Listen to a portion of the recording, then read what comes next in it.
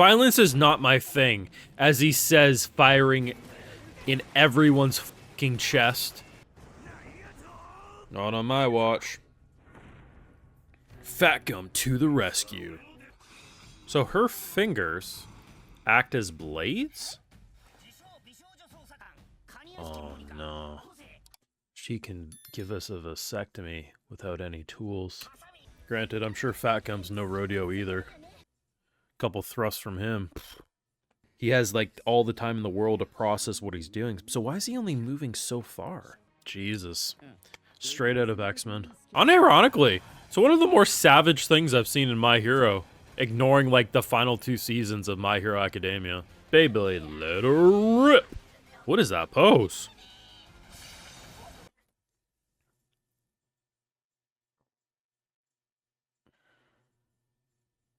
Anyone stupid enough to marry her is in for a very rude awakening. So, you know, My Hero Academia final season may be over and you'd think the brutality is now done. We can just chill and relax with Vigilantes, and that's where you'd be wrong. Welcome back, Peak Dark. I'm excited. If you got this far on the video, make sure you drop a like, share, support, subscribe if you're new around here. Of course, Patreon full live reactions and exclusives. Also helps to fund the channel videos just like these. So, here's the thing. Vigilantes has had like a couple of truly dark moments. Like, it hasn't just been sunshine and rainbows. But I will say, in general, Vigilantes has felt more similar to the early stages of My Hero than the later stages, which got very dark, world-ending, kill anyone who gets in our way.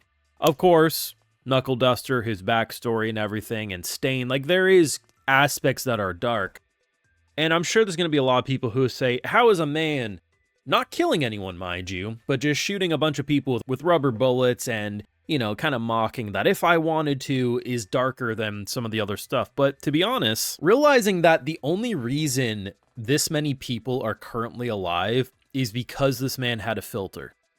Now, I'm not saying he's some knight in shining armor, but despite those being rubber bullets, had he put the guns up to their temples and pulled the trigger, which he basically is acting like Quicksilver from X-Men, which is insane, these people would not be going home to their families.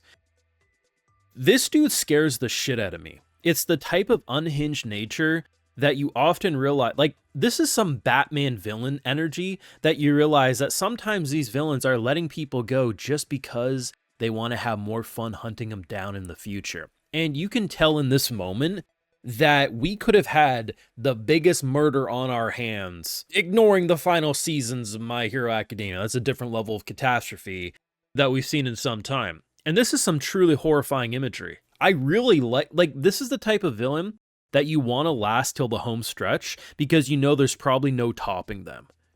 Really. Now, the thing is even if you haven't seen the X-Men movies, it's entirely possible you've seen some Quicksilver scenes, which basically Quicksilver to me is probably the coolest character that has ever been done in live action when it comes to exploring how speed works.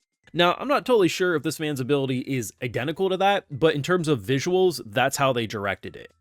Everything's basically frozen for them, and he's interacting with things as if it's his own speed. And in doing so, he could flick bullets away, he can grab a gun, fire multiple times, and when everything kicks back into their normal reality, their normal processing of time, they get dealt, if he shot 10 times in the side, well, you're experiencing 10 gunshots back to back in rapid succession, and that has to sting. Even with bulletproof vests, even with rubber bullets. Had he been doing face shots, neck shots, they weren't going home to their families. This guy meant business, and he's actually terrifying.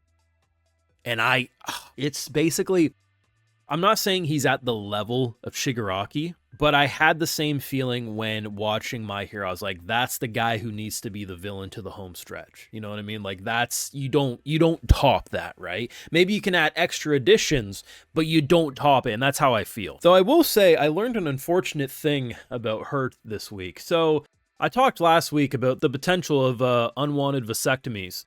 I'm even more concerned now, and I'm not even joking. They confirm in this episode, I think the exact quote was, anything caught between her legs can be cut. Who in their right mind would sleep with this woman?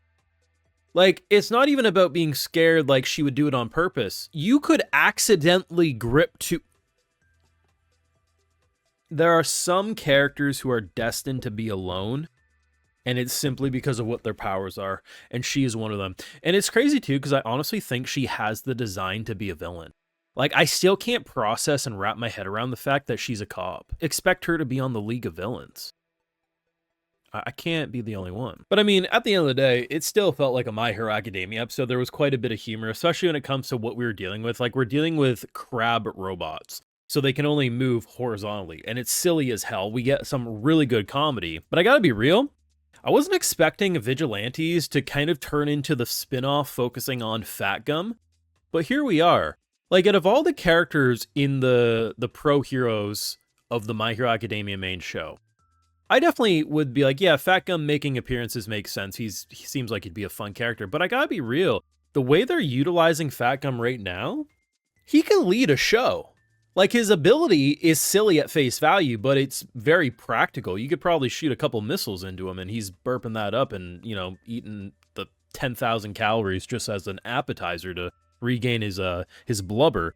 But I actually really like what they did with Fatgum here. I think honestly, he's the perfect kind of adult figure now that Knuckle Duster isn't currently around. You know what I mean? Like, he's responsible, he's funny, he matches the energy of Pop Step as well as the Crawler.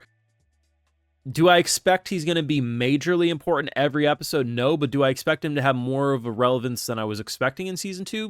Currently, yeah. Especially if we're going to go the route that the cop storyline is something that's going to be seemingly relevant, at least for this arc. I do expect to see more of Fatgum. Like, obviously, he was in Season 1 a couple of times, but he didn't feel like he had as much of an importance as he currently does. And that has me really excited because the thing I always say about My Hero is it's a world that offers a lot of possibilities with a lot of different stories.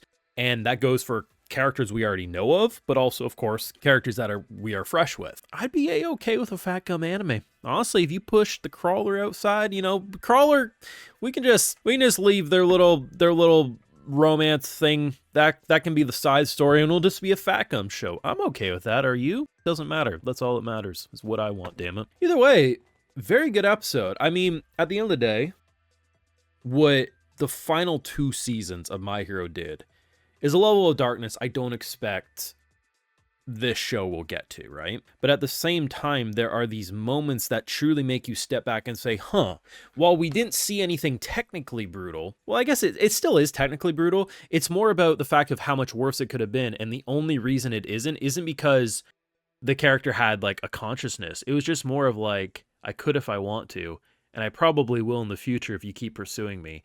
Be happy I'm like, bro was channeling his inner Joker there for a bit. Wasn't expecting that, and I'm really excited for more. You can let me know your thoughts down below. What did you think of this week's episode? I think it was definitely a stronger episode than the premiere last week in terms of the return of this. I hope this character lasts at least the remainder of this season. I don't think we topping it. Time will tell. Your thoughts? Drop a like, show you support those, subscribe if you're new around here, and of course, Patreon for live reactions and exclusives. Like, hey, I love to give video shout outs to my patrons, because without them, you won't get these YouTube videos. All right, so today we got Charles Polk, Renee Villarreal, Katrin, and we also have Nick Howard. So I appreciate the support. Please take care. You know, have a good one.